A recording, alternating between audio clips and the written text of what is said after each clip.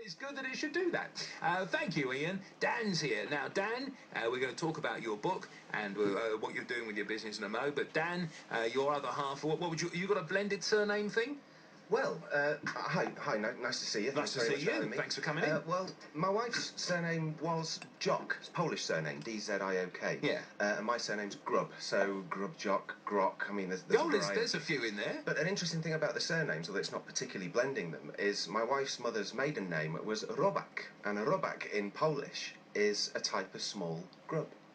Whoa! And of course, she meets grub, so there's fate. Grub, crikey! So how'd you meet a Polish woman? Was she over here? Were you over there? She was over here, and then shortly after we both went over there, Yeah. and then our families wrestled away, and we ended up together. And now you're back here. We are indeed. And you were just telling me she's at college at the moment. She's a bit of an artist, but she's studying photography. She is indeed. Yeah, trying to add another string to her bow. Which is why Gabby's not here this afternoon, because you and Gabby, do you run your business between you, your e-publishing business? We certainly do. Yes, It's Fantastic Books Publishing. We do e-publishing. We also do real print publishing as well. Are you? I mean, here's a tip for anybody wanting a bit of publicity from me particularly, but anybody on the radio station. What you sent me was totally irresistible. You sent me a note the other day saying that you were combining the title of the well-known book along with one of the things I love, and you ended up with 50 Shades of Gravy. 50 Shades of Gravy. That's fantastic. Right. Yeah. That's just so brilliant. You mean that in itself should make you a multi-millionaire. Well, fingers crossed. Fingers crossed. That's awesome. So first of all, I mean, the publishing business you started when? The electronic publishing business? The electronic publishing business probably about 8 or 9 months ago now. Yeah. We're still quite small. The whole idea of starting the publishing is I worked in charitable fundraising for many years. Right. I also worked as an artist's agent. I've since worked for an author's agent, and I do a lot of promotion stuff for Penny, my mother, who you've had on the show quite a lot. So that's where the whole idea came from. But during the course of thinking about what we're going to do and starting a business, etc., we started collating all our old family recipes, and that became the Fantastic Cookbooks range. And you can go and hunt them down on Amazon and Smashwords. They're all there. Just go hunting for Fantastic Cookbooks and you'll find them all. And then, of course, the 50 Shades of Grey wave began as we were beginning to collate all the old gravy and sauce recipes from our family. So I can hear all your listeners thinking bandwagon, and yes, they're probably right to a certain degree. But we decided to call it 50 Shades of Gravy and just go for it. It's not just a novelty book. It is 50 completely standalone recipes for gravies and sauces from about 3 generations of our family, from both of our families. See, I reckon many people listening to this will have grandma, even great-grandma's cookbooks somewhere kicking around, either textbooks that they had at the time, or in the case of when my wife died, she's got like her grandma's handwritten notes and all, which are brilliant. And as much as anything else, something needs to be done with these things because they're falling apart. So I guess that's what you've done. You've either digitised them in there, or have you retyped them? What have you done? Well, basically, you've touched on the exact reason why we started on the whole cookbook series. My grandmother made a beautiful recipe for melting moments, some really, really delicious little soft butter biscuits. Yeah. And we went to hunt them down, and we found the recipe, and half of it was moth-eaten. Oh. We found various recipes for melting moments, and it'd be lovely if your listeners could send in a recipe for us to try, but we haven't found one that comes anywhere near yet. How interesting. And so we thought, well, that's pretty heartbreaking. We've got hundreds of recipes here. Let's collate them into something. Let's immortalise them. And that's precisely what we've done. We've now got them in electronic format. For one of our good friends in Hull, Janet Blackman, we created a print version of the 50 Shades of Gravy. And yes, we basically just want to spread them out in as many places as possible, get them in as many people's kitchens as possible to save those recipes, because some of them are 150 years old.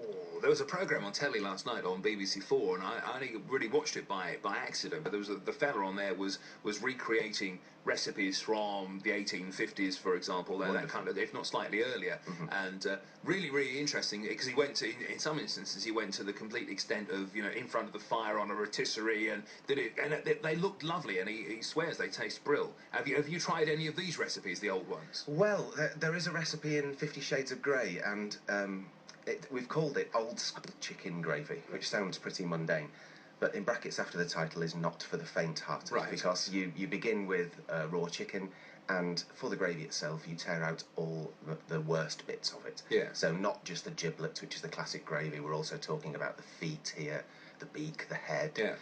And the depth of flavour in this gravy is absolutely incredible. But yes, the process itself is pretty gnarly. So It's not for the faint-hearted, this Good one. expression. This guy last night did something with a calf's head. He stuffed a calf's head, and as you say, pretty gnarly, kind of sums up what he was doing with it. But absolutely, on a food history level, absolutely fascinating. Indeed, and the taste. Yeah. The taste just doesn't compare to anything you can get out of a packet nowadays. Yeah.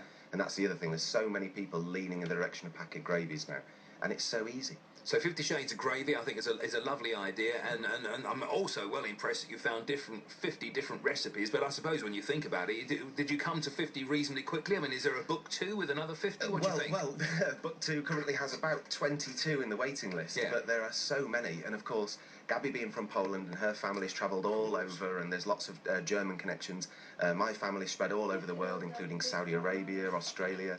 So there's an awful lot of tradition we can draw on. Yeah. And as a result, you know, it's nice to get these sort of gravies and sauces together in one place. Yeah. Well, you know, I'm going to describe you as a publisher because that's the easiest way of describing you and your multi-skills here. Dan Grubb is with us in the studio talking about 50 Shades of Gravy. What about the Fusion project? Tell me about the Fusion thing you've been doing.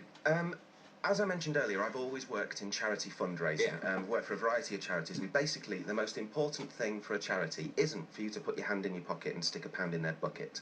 It's for you to commit to them, to give them X amount of money every single month on month on month. By doing that, they can, when they're going for extra funding, for example, lottery funding, etc., they can say, we have had pledged over the course of the next 12 months, so X number of £1,000, and so would you match that? Whereas, of course, you can't do that with a pound in a bucket, because you can't guarantee it's not going to be, I think your weatherman put it best, damp outside. That's right.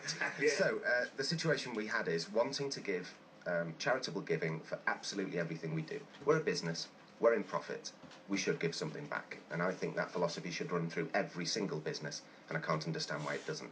But for ours, 10% of everything we ever make goes direct to a charity, and we've decided to focus those charities on the particular books we create. So we ran a short story competition, and we created from the winners and 25 runners-up an anthology called Fusion, and it's science fiction and fantasy. Just a mixture of 25 short stories. It's got raves on the reviews. People are really enjoying it. It's only out in e-form at the moment, but when we sell 8,000 copies, we're going to produce a limited edition print version as well. So, you know, hopefully just in time for Christmas. Yeah. And it's got a couple of stories by professional authors as well. It's got Danuta Ray, she's an international award-winning thriller writer based in Sheffield, and Stuart Aiken, who can only really be described as a powerhouse of science fiction and fantasy. Excellent. And he's given us a wonderful story for the book as well. And people can find those on. I mean, how do they find those? They have to go to your website, or what? Our website goes live, as I say, we're very small at the moment. Our website goes live on the 22nd of November, and of course you will be able to buy it in the fantastic bookstore. But if you want to grab hold of it before then, you can go to amazon.co.uk or amazon.com and go searching for it. Obviously 50 Shades of Gravy is available there. If you just search for Fusion on Amazon, chances are you're going to find an awful lot of razor blades. Yeah. The brands are available. Of course, yeah. But if you search for Fusion Anthology, then it'll leap up. And the artwork on the front has been very, very kindly donated by a Polish artist called Bartek, and he's painted the front for us. And it's a wonderful collection. Obviously, I'm biased, but I really do think it's a wonderful collection and well worth it. Now, 10% of the sales of that are going to the WCRF, which is the World Cancer Research Fund, because we ran it as an international competition, so it had to give to an international charity.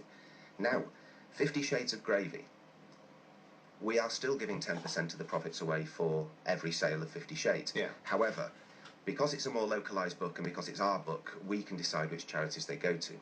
For the first 1,500 sales of the book, we've decided to give to a wonderful charity very close to our hearts, and it's down in Birmingham, and it's the Friends of Home Nursing in Birmingham. Now, if God forbid you're given a terminal diagnosis by the doctor, and you want to spend your final days at home, these are the guys who'll come in and make your transition, as it were, as comfortable as possible. Or countrywide, or just are they just in that part of the world at the moment? That particular charity only covers Birmingham, but with Birmingham being the second largest city in the UK, you know, to London, you know, they can't get outside the Birmingham borders. But what we thought was, we're not a vanity publisher, and so we're not creating hundreds and hundreds of books every year, but there are hundreds and hundreds of charities. So the reason we've restrained the first donation to the first 1,500 sales is in order to leave a gap for the next 1,500 sales to be given to a different charity. And then the next 1,500 sales will go to a different charity still. Now, this 10% donation will continue for the entire life of the book. So if the book's still being sold in 30 years, the cheques will still be being sent in 30 years. And what I thought is, Phil, while I've got you here in the ears of your wonderful listeners, if they'd like to send you suggestions of what they consider worthy charities, then of course we can give the 10% of the of the sale price to their charity. Well, that sounds like a good idea. So if you've got a charity, you've got a favoured charity that might benefit, well, you would like to benefit from, what kind of money are we talking about, Dan? I was going to plump in and give a figure, but I've no idea. Well, I think 1,500 sales is going to create in the region of £150 to £200, depending on what format it gets sold on. And of course, if, for example, we end up with 5 or 6 charities, then once we've given the donation to the 6th charity, then the following donation will be back with the Birmingham nurses. And on we'll go through the list. So your chosen charity will stay on the list forever, for the lifetime of this. I get you. I understand that completely. So if you've got a favoured charity yourself and you'd like me to pass on a note to Dan on your behalf, I'd be happy to do that. It's probably the easiest way of doing it. If you contact me, I'll forward the notes on to Dan Grubb from there.